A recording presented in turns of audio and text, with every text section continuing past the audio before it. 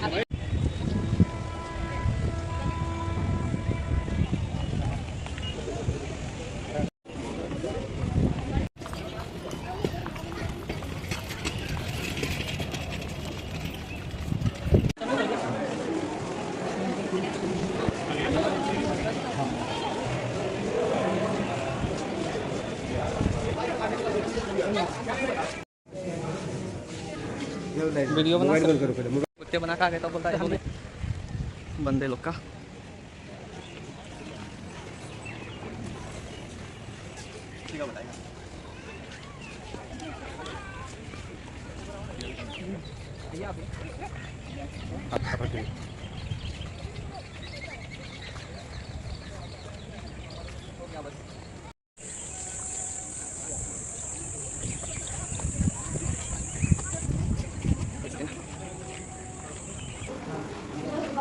यह म्यूजियम जहाँ पर 1857 का क्रांति हुआ था उसका ऑफिस है। ये म्यूजियम है जहाँ पर 1857 की क्रांति हुई थी, उसका ऑफिस है। ये देख सकते हैं, ये दिल्ली के अंदर मौजूद है। अभी हम लोग यहाँ प्रवेश करते हैं, देखते हैं अंदर में किस तरह का कौन सा हथियार अभी भी सुरक्षित रखा हुआ है। अभी हम लोग म्यूजियम में चलिए चलिए आइए, देख सकते हैं यहाँ पर 1857 की क्रांति में कैसा हुआ था, अभी तक दिखा रहा है।